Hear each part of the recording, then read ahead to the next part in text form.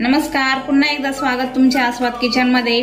मी मनीषा नेहमीप्रमाणे तुमच्यासाठी एक नवीन रेसिपी घेऊन आली आहे, ती म्हणजे पिझ्झा। तो देखील घरच्या घरी कसा बनवायचा ते दाखवणार आहे। पिझ्झा बेस हा मी विकत आणलेला आहे आणि त्यापासूनच दाखवणार आहे। पिझ्झा बेस घरी कसा बनवायचा ते देखील तुम्हाला नंतर दाखवेल मी। तर त्यासाठी मी साहित्य घेतलेले आहे बघा। इथे मी पिझ्झा बेस घेतलेला आहे। हा तुम्हाला बेकरी शॉप मध्ये किंवा कुठल्याही मॉल मध्ये इझी मिळून जाईल। हे मिक्स हर्ब्स घेतलेलं आहे, हे चिली फ्लेक्स घेतलेले आहेत, शेजवान चटणी घेतलेली आहे, हे ओरिगॅनो घेतलेले आहेत, हे टोमॅटो केचप लागेल आपल्याला, हा चाट मसाला घेतलेला आहे मी, ही काळी मिरी पावडर घेतलेली आहे आपण, हे अमूलचं चीज घेतलेलं आहे मी, आणि हे ऑइल लागेल आपल्याला। आणि भाज्यांमध्ये इथे मी हे टोमॅटो घेतलेलं आहे, हे अशा पद्धतीने कट करून, हे कांदे घेतलेले आहेत, हे मक्याचे दाणे घेतलेले आहेत असे, आणि ही सिमला मिर्च घेतलेली आहे। तुमच्याकडे जे अवेलेबल असेल ते तुम्ही वापरू शकता। थोडंसं मीठ लागेल आपल्याला चवीनुसार। चला तर बघू। इथे मी एक पॅन घेतलेला आहे। आपण हे व्हेजिटेबल थोडेसे सॉफ्ट असे करून घेणार आहे, कारण रेडीमेड पिझ्झा बेस आहे त्याला जास्त वेळ लागत नाही, म्हणून हे सॉफ्ट करणं गरजेचं आहे। घरच्या पिझ्झा बेस पासून जर पिझ्झा बनवायचा असेल तर याची काही गरज पडत नाही, पण त्यामुळं मी हे थोडंसं सॉफ्ट करून घेणार आहे। एक चमचा ऑइल टाकून घेतलंय मी, त्यामध्ये कांदा देखील टाकून घेतलाय, त्यामध्ये शिमला मिरची आणि हे मक्याचे दाणे देखील टाकून घेतले। हे मिक्स करून थोडंसं त्यामध्ये मी थोडंसं मीठ टाकून घेणार आहे चवीप्रमाणे। त्यामध्ये ती काळी मिरी पावडर ती देखील टाकून घेतली, टेस्ट छान येते त्याने। त्यातच थोडेसे चिली फ्लेक्स देखील टाकून घेणार आहे मी, थोडेसे टाकायचे, लहान मुलांना जास्त तिखट चालत नाही म्हणून। मीठ देखील टाकून घेते थोडंसं, चाट मसाला देखील टाकून घेते मी थोडासा टाकला। त्यातच थोडी शेजवान चटणी देखील टाकून घेणार आहे मी।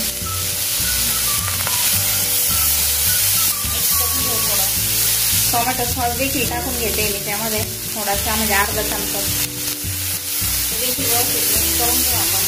टोमॅटो देखील टाकून घेणार आहे आता मी। त्यावर झाकण ठेवून 2 मिनिट वाफ काढून घेऊ आपण त्याची, म्हणजे ते सॉफ्ट असं होईल। ते 2 मिनिटच काढायचे, 2 मिनिटात असं मऊ होतं ते। आपल्याला ते असं एकदम खूप असं परतून वगैरे काही घ्यायचं नाहीये, अगदी मऊ होईल असंच शिजायचंय थोडंसं। 2 मिनिटानंतर आपण चेक करू। छान झालंय ते, थोडंसं सॉफ्ट देखील झालंय। आपण आता गॅस बंद करून टाकू।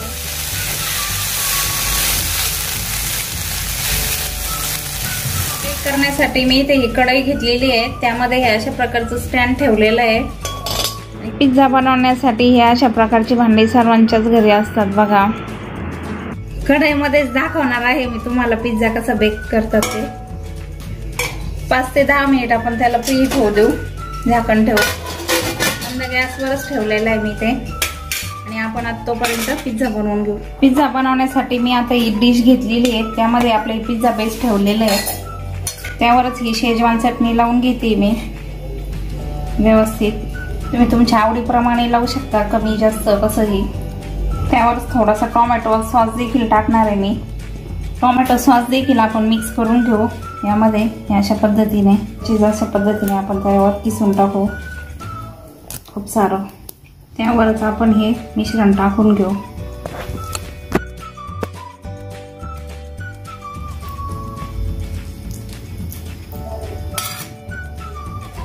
थोडंसं ऑरिगॅनो टाकू आपण,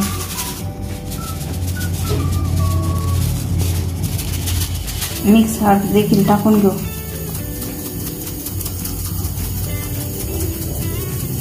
चिली फ्लेक्स देखील टाकू त्यावर थोडंसं, त्यावर थोडासा टोमॅटो सॉस देखील टाकून घेणार आहे मी।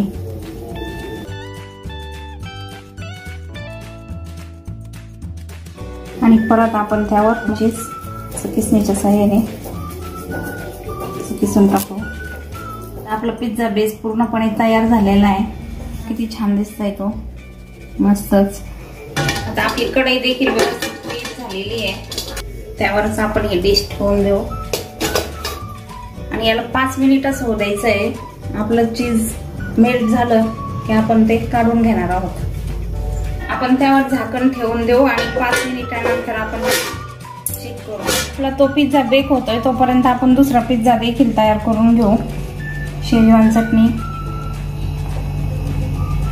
शेजवान चटणी ही घरी देखील बनवता येते। त्याची देखील रेसिपी मी तुम्हाला दाखवेल। सोपं आहे पिझ्झा बनवणं देखील, मुलांना तर खूपच आवडतो। त्यावर थोडासा टोमॅटो सॉस देखील टाकून घेणार मी। तुम्हाला आवडत असेल तरच टाका, नाही तर नाही टाकलं तरी चालतंय, पण माझ्या मुलांना आवडतो म्हणून मी टाकलाय। देखील व्यवस्थित स्प्रेड करून घेऊ चीज। त्यावर असं किसून घालायचं सारं। त्यावरच आपण हे भाज्यांचं मिश्रण देखील घालून घेऊ व्यवस्थित। थोडंसं ऑरिगॅनो,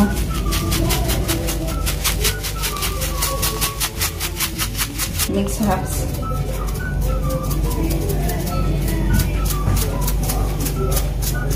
चिली फ्लेक्स,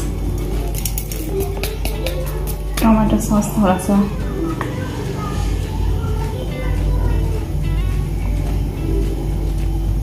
चीज।